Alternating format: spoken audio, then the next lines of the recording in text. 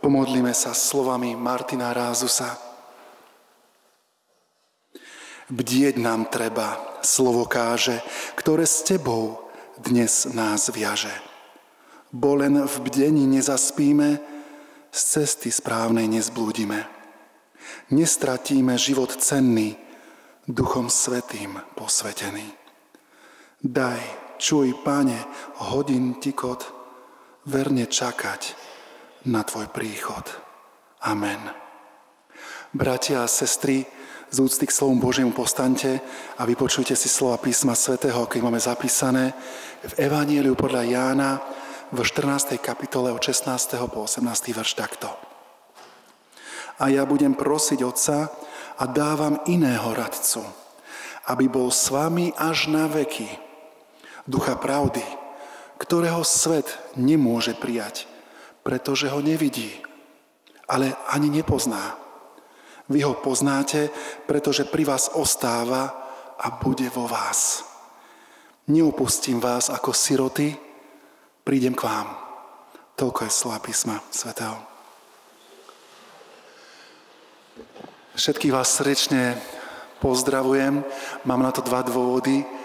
Pozdravujú vás naši farárovci z cirkevného zboru Haj, to je pri Turčianskych Tepliciach, Lipovskí, ktorí tu študovali v Bratislave a chodevali aj tu na legie.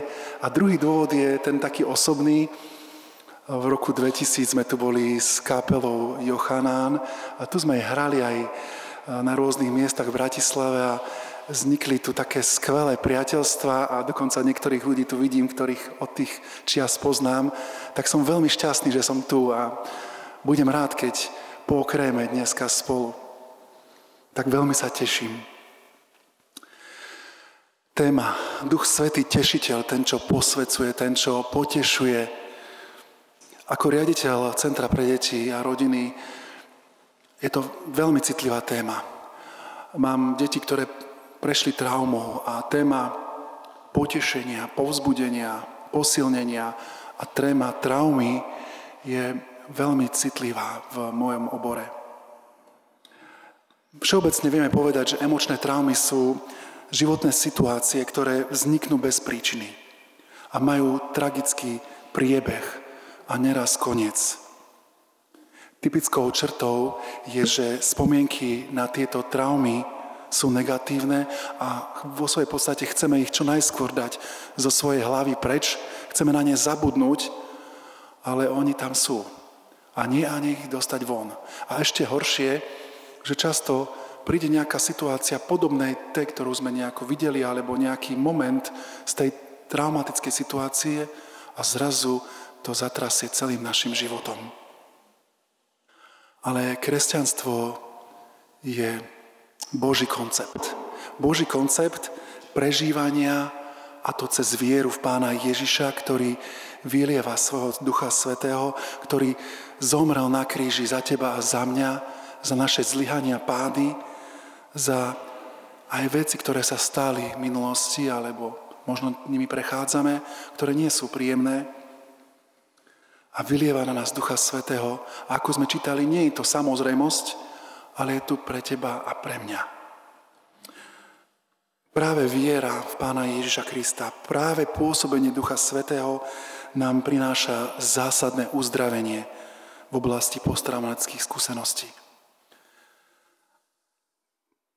Pre tento fakt a pre túto tému chcem vám povedať čas svojho svedectva, svojej životnej skúsenosti a bol by som rád, keby sme mohli cez to svedectvo aj vnímať, že Pán, Duch Svätý, sa nás dotýka a potešuje nás. Môj otec zomrel, keď som mal 4 roky. Bol svedkom tragickej udalosti smrti svojho brata, až ako mladý a nevedel to zvládnuť. A keď mal 26 rokov, manželku 2 synov, spáchal samovraždu, obesil sa. Mamina to zvládala bravúrne. Tie 3 roky naozaj sa snažila, bojovala zo všetkých svojich síl. Dávala nám dostatok lásky, pozornosti, pochopenia.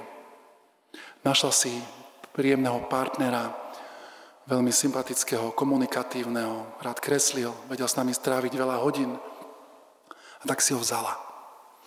Mal starú mamu, teda nevlastnú, a tá bola hlboko veriaca katolíčka. Skoro každý deň, keď sme k nej prišli na víkend alebo na prázdniny, nás brávala do kostola a my ako poctivé deti sme frfľali a nešťastní, že tam musíme sedieť a zima a tuto je teplo, poviem úprimne. Pochádzam z Oravy, takže nemusíte mať vôbec starosť, že by tu bola zima. A teraz to bolo vždy o nejakej 6:00, pol 7:00 ráno a tie ružence a tak ďalej. Ale iné chcem povedať. Bola starou mamou duchovnou. Niesla tú rodinu na modlitbách. A môžem povedať, že tam, kde som, je aj cez jej vieru. Ďakujem jej za to. No keď zomrela, nevlastný ocino sa opil.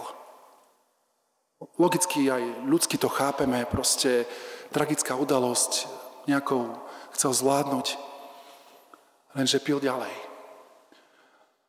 O 2 mesiace sa narodila moja sestra Lucka a tak oslavoval narodenie dcéry, krštiny neskôr tiež alkoholom. A tak v priebehu pol roka moja mama zistila, že okrem toho, že čaká 4. dieťa, má manžela alkoholika, ktorý prišiel o prácu. A naozaj môžem povedať, bojovala za všetkých síl, snažila sa, riešila tú situáciu, bojovala ľudsky zo všetkých svojich síl, ktorých vládala, či emočných, či fyzických, a chránila rodinu. No niečo sa zmenilo a to pri narodení nášho najmladšieho brata Juraja. V ten deň, keď išla rodiť, otec bol opitý, často býval agresívny, tak sme ho nechceli zobudiť a niekde skryl, stratil kľúče, zamkol nás a nevedeli sme výjsť von.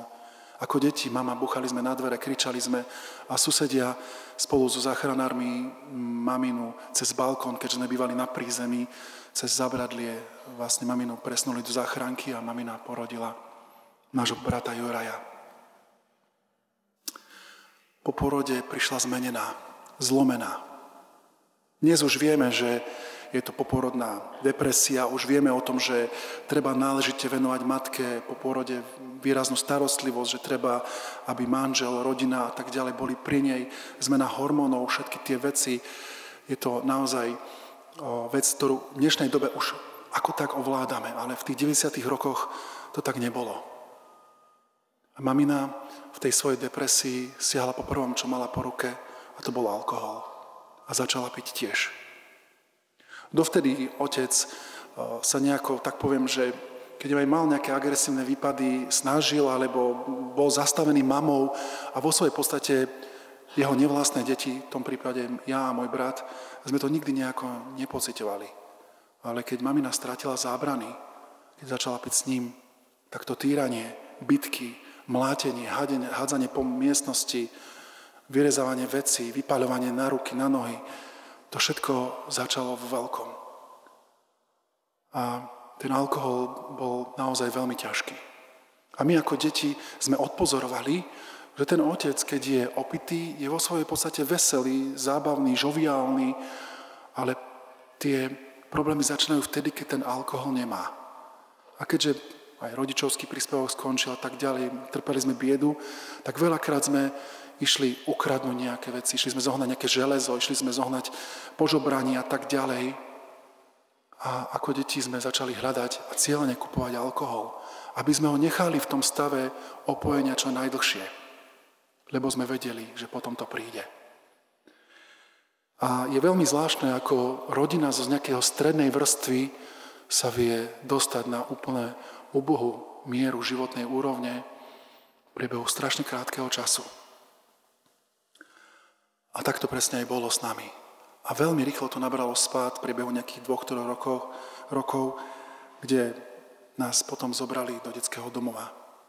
Najprv v Prievidzi, odtiaľ sme šli do Ružomberka, do diagnostického centra na tzv. 3-mesačný diagnostický pobyt. A tam mi to začalo docvakávať. Kto je na vine, že tu sme? Nemal som povedať tej učiteľke, že nemám na papuče. Nemal som povedať tej sociálnej pracovničke, že som od otca dostal popisku. Nemal som povedať susede, že otec je ožratý. Ja som na vine. A tieto výčitky čoraz viacej nahľadávali moje vnútro. A všetko sa to prejavovalo veľkou agresivitou. V tom diagnostickom centre často som vybuchol, často som zmlátil mladšieho brata, alebo som sa pobil s nejakými rovesníkmi. A tá agresivita bola výrazná. Napriek tomu nejako sme to zvládali a do toho nejakého 3-4-mesačného pobytu na tom diagnostickom zariadení prišli dvaja mladí ľudia, Janko a Ivetka, a niečo hovorili. Priznám sa, bolo tam veľa detí, veľa situácií, nepamätám si veľa toho, iba taký matný náznak. A o 3 mesiace, ako každé iné dieťa z toho zariadenia, sme mali ísť do trvalého detského domova. A tak štandardne sme čakali, že sadneme do auta a keď z neho vystúpime v nejakom mestečku, niekde na námestí alebo niekde, alebo v nejakej dedinke, bude nejaká budova veľká s mrežami a proste klasika, vychoši, deti. No ale bolo to inak. Zrazu sme zistili, že prichádzame do Ľubietovej, do nádhernej dedinky uprostred prírody. Tam sú krásne kopce do takej doliny a na úpätí tej doliny je nádherná budova, bez mreží, pekná. Čakali nás tam práve títo mladí ľudia na rukách. Tehotná Ivetka držala toho syna Pálka a pýtali nás, niečo hovorili o tom, že chcú byť s nami a že chcú nám poskytovať nejakú iný typ starostlivosti. Pri vchode do budovy bol nadpis Domov detí Ľubietova, stredisko evanjelickej diakónie. To prostredie ma fascinovalo, tie izby boli krásne, všetko bolo fantastické, až na jednu vec. Až do momentu, kým sme nezačali jesť fantastickú kačku. A hneď sme sa do nej pustili. Doteraz to predstavujem, až mi slinky idú. A oni stop, počkajte chvíľku. Čo travujú, fantastická kačka na stole. Hladní sme boli. Musíme sa pomodliť. No dobre, tak si pokecajte, volačo. Pomodlili sa, hurá, ideme na to. Ale oni nie, aj na večer, pri večeri. Poďme sa pomodliť. Tu už mi začalo docvakávať, že niečo nie je v poriadku a ako puberťák. Hneď som si vravel, že toto nebude také jednoduché. A večer ideme si spraviť stíšenie a ideme sa pomodliť. A som začal sa brániť. Prirodzene to som sa dostal medzi nejakých ufoncov, alebo čo? Tu som sa dostal medzi nejakých maniakov, nejakú sektu, alebo čo to tu je? V kúse sa modliť. Ale predsa, na jedinú modlitbu som dokázal povedať amen. A tá modlitba bola za ich syna Pálka. Ako som vravel, my 4 súrodenci už sme boli v bezpečnom prostredí a ako najstarší z detí už som prestal mať tú starostlivosť o nich, lebo som vedel, že nám nehrozí nejaké nebezpečenstvo, že máme dostatok jedla. A tá nejaká prirodzená starostlivosť sa opela na toho chlapca. A viete prečo? Lebo mal detskú mozgovú obrnu. Bolo to dieťa, ktoré nedokázalo chodiť, bolo plienkované, bolo v starostlivosti neustálej. A prognoza lekárov bola, do 3 rokov zomrie. Trvalý stav. A vtedy som si tak ako puberťák správne v období vzdoru povedal, tak Pane Bože, toto je tvoj prúser, ty si dal takéto dieťa týmto ľuďom, tak sa o to staraj. Amen. No a takto nejako som sa modlieval a Ivetka s Jankom začali hľadať možnosti pomoci tomu chlapcovi. Ivetka po porode našla nový spôsob, metódu, tzv. Vojtovú, ktorú už dneska viacej poznáme, ale v tých 90. rokoch to bolo science fiction pre lekárstvo a zdravotníctvo na Slovensku. Tak sme začali cvičiť túto Vojtovú metódu. Na prekvapenie lekárov po niekoľkých mesiacov začal Pálko hýbať rukou. Tak sme začali aj s druhou a začali sme viacej a viacej pracovať postupne. A za každým tam zaznelo, Pane Bože, pomôž tomu chlapcovi. Amen. Potom začal kolenačkovať. Kilometre sme kolenačkovali. Mal som zodraté ja kolena, on kolena a kolenačkovali sme veselo, ale šťastný, že kolenačkuje. Pane Bože, zachraň toho chlapca. Amen. Po nejakom čase začal chlapec chodiť. Matlavo, tatlavo, ale začal. Mal viac ako 3 roky, už mal byť dávno mŕtvy. Pane Bože, ochraňuj Pálka. Amen. A jedného dňa už som bol na strednej škole, som sa vrácal štandardne zo školy, autobusom som prišiel z Banskej Bystrice do Ľubietovej a ten Pálko mal taký zvyk, že vždy sa nejako rozbehol, ťatla, matla ku mne a vždy ma nejakým zvukom hej, ako dieťa s detskou mozgovou obrnou vítal a teraz sa rozbehol a skrikol: Ahoj, Haco! A ja som v tej chvíli bol veľmi silno dotknutý. Prvé slova Pálka, ktorý nemal nikdy rozprávať, čože chodiť, kľačať, robiť čokoľvek. Jeho prvé slova boli moje meno. A to bol moment, kedy sa ma veľmi silno dotkol Duch Svätý. Tedy som si kľakol, plakal som, modlil som sa. A viete, čo som v tej chvíli pochopil? Že Boh je živý. Ježiš Kristus je živý. Duch Svätý je reálny. A viete, čo bolo vzácne? V tej chvíli, keď som si klakol a ten Pálko ma štandardne objal ako vždycky, tými ručkami pokrivenými, som mal pocit, že ma dotkol sa Pán Boh v tej chvíli a objal Duch Svätý a potešil ma. V tej chvíli som si uvedomil, že ako Pán Boh nadprirodzene uzdravuje tú jeho mozgovú obrnu, Pán Boh uzdravuje moju srdcovú obrnu.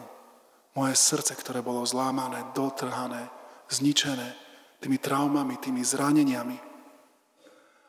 A Duch Svätý ma tešil, potešoval.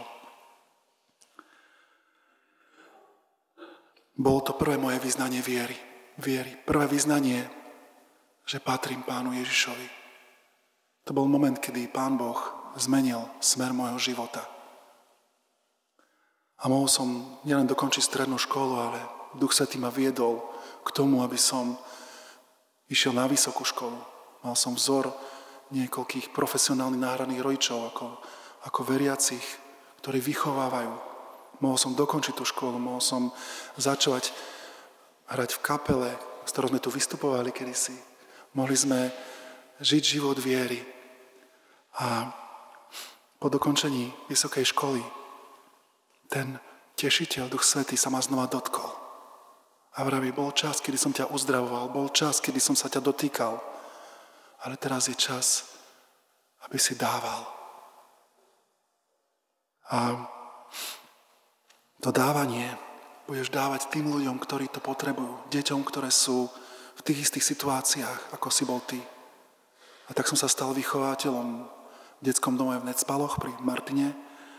A tam som bol povolaný do tej služby. A po 10 rokoch znova som prežil moment, kedy Duch Svätý znova je čas, aby si dával ďalej, aby si rozšíril tú pomoc, ktorú chcem dať ľuďom okolo teba, aby si tvoril ten systém. A tak som šiel na pozíciu riaditeľa, kde bolo plus minus 15 uchádzačov a z toho niektorí politickí a bolo to beznádejné. A Pán Boh v beznádejnej situácii prišiel a stal som sa riaditeľom toho zariadenia. Mohol som byť tvorcom pri niektorých legislatívnych rámcoch, mohol som pomôcť profesionálnym náhradným rodičom na celom Slovensku a tak ďalej, tak ďalej. A Pán Boh koná. Čo z toho príbehu môžeme vnímať, cítiť? Čo môžeme vidieť o Duchu Svätom? Že také úžasné maličkosti môžeme zažívať. Skrze modlitbu, Božie slovo, cez dávanie, ty a ja. Stačí byť v ňom. A ja som bol a som a budem verný. A tak vidím, že Pán Boh mi dal dar rodiny. Dal mi nádhernú manželku, ktorá mi porodila nádherné 3 deti. Dal mi fantastickú komunitu evanjelického zboru, kde môžeme byť ako spoločenstvo, kde ma Duch Svätý potešuje a potešuje celú tú komunitu. Pán Boh mi dal možnosť práce, kde môžem slúžiť. A tak z toho beznádejného dieťaťa, z toho mladého človeka, ktorý bol zlomený, agresívny, ktorého traumy zničili, ktorého diabol chcel zničiť, Pán Boh cez jedno objatie malého chlapca zmenil. Cez to objatie mohol prijať to, že Duch Svätý je reálny tešiteľ. Prosím ďalší slajd. Kresťanstvo je Boží koncept prežívania našej, tvojej, mojej viery cez Pána Ježiša Krista, ktorý zomrel za naše hriechy a vylieva sa v nás skrz Ducha Svätého. A to preto, aby jeho pôsobenie v nás prinieslo zásadné uzdravenie v každom z nás. Každý z nás sme si prešli nejakou situáciou, ktorá bola nepríjemná, ťažká, niekedy dokonca traumatická.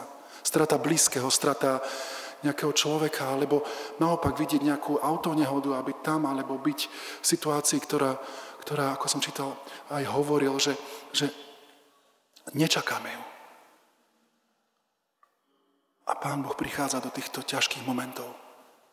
Prichádza a chce, aby si kľakol, modlil sa, dal si mu svoj život. Len preto, lebo ťa miluje, zomrel za teba. Tak ťa chcem pozvať, aby si prišiel dnes ku Kristovi, aby si prišiel k Duchu Svätému, aby si vnímal túto chvíľu, že ťa chce potešiť, povzbudiť. Chce len tak byť prítomný tu. Dáva ti život večný a tu na zemi Ducha Svätého, toho tešiteľa. Amen. Pomodlíme sa. Drahý náš Oče nebeský, ktorý sa zjavuješ vo svojom Synovi Ježišovi Kristovi, ktorý nám poslal Ducha Svätého. Skláňame sa v pokore pred Tebou. Tebe jedinému, trojedinému zdávame česť a chválu za všetko, čo si v našich životoch vykonával a stále konáš. Ďakujeme, že i dnes si nás zhromaždil tu v chráme na Legionárskej, že opäť môžeme počúvať Tvoje slovo, ktoré nás zasahuje a mení naše srdcia. Daj, Pane Ježiši, aby sme nemysleli len na to, čo je tu na zemi, ale aj aby sme mysleli aj na večnosť. Prosíme ťa, Duchu Svätý, dávaj nám aktívnu, živú vieru do našich srdc. Prosíme, uzdravuj nás, potešuj. Ďakujeme, že si tešiteľ. Dávaj nám vieru, ktorá bude schopná konať aj skutky lásky. Dávať. Ďakujeme Ti, Pane Ježiši, že sa nemusíme spoliehať len samých na seba, ale Ty si všetko urobil pre našu záchranu. Ďakujeme Ti, nebeský Oče, že Ty nám dávaš poznať svoje myšlienky a zjavuješ sa nám aj tu v dnešnom spoločenstve. Prosíme, odpusti nám naše pády, zlyhania, hriechy. Buď nám teraz milosrdný, milostivý, obmyj nás krvou svojho Syna Pána Ježiša Krista a prived si nás jedného dňa do Tvojho kráľovstva, kde budeme môcť žiť s Tebou až na veky vekov. Amen.